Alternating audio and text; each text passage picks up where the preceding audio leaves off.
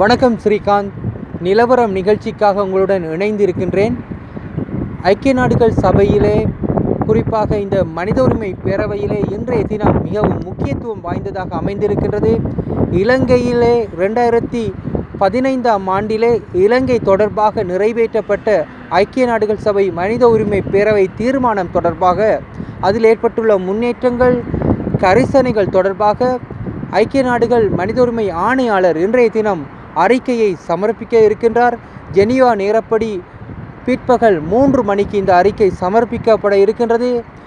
அதன்போது இந்த அரசாங்கம், இலங்கை அரசாங்கம் இதுவரையிலே ஐநா மனித உரிமை பேரவையில் தீர்மானத்திலே என்னென்ன விடயங்களை செயற்படுத்தி இருக்கின்றது, எந்த விடயங்கள் இன்னும் செயற்படுத்தப்படவில்லை என்பது தொடர்பாக தனது கருத்துக்களை முன்வைக்க இருக்கின்றார்.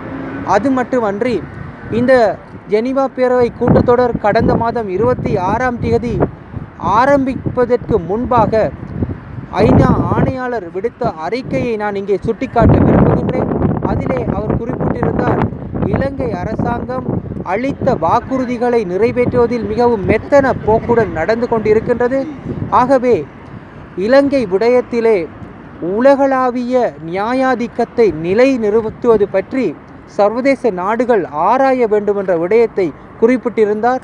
அதன்படி வெளி உலகிலே இலங்கை அரசாங்கத்தின், குறிப்பாக இந்த இராணுவத்திற்கு எதிராக நீதிமன்ற வழக்குகள் தொடுத்தல் உட்பட பல விடயங்களை அவர் சுட்டிக்காட்டி இருந்தமையை நான் இங்கே நினைவுறுத்த விரும்புகின்றேன். அதுபோன்று இன்றைய தினத்திலும் கூட அவர் மிகவும் கடுமையான முறையிலே தனது நிலைப்பாட்டை முன்வைப்பார் என எதிர்பார்க்கப்படுகின்றது.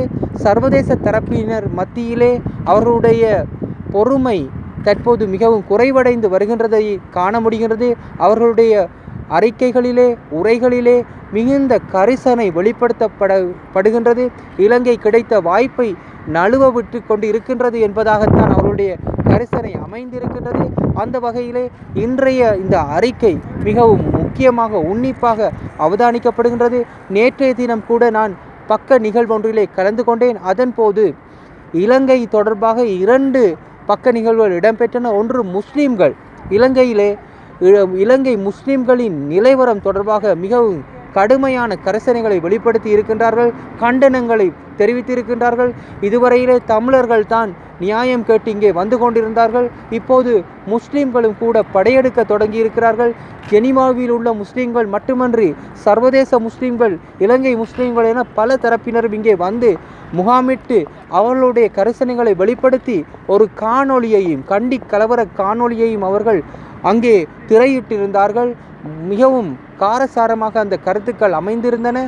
இது உண்மையிலே ஒரு இலங்கைக்கு அழுத்தம் கொடுப்பதற்கு மிகவும் முக்கியமானதாக பார்க்கப்படுகின்றது. ஒரு தரப்பு மட்டுமின்றி பல்வேறு தரப்பிலிருந்தும் அழுத்தங்கள் தற்போது இலங்கையை நோக்கி வந்து கொண்டிருப்பதைத்தான் இது காண்பிக்கின்றது. ஆகவே இன்றைய உரை கூட மிகுந்த அழுத்தத்தை கொடுப்பதாக அமையும் என்பதாகவே எதிர்பார்ப்பு காணப்படுகின்றது. ஜெனீவாவிலிருந்து அருண் ஆரோக்கியநாதர். மீண்டும் ஒரு நிலவரம் நிகழ்ச்சியில் இணைந்து கொள்ளும் வரை நன்றி, வணக்கம்.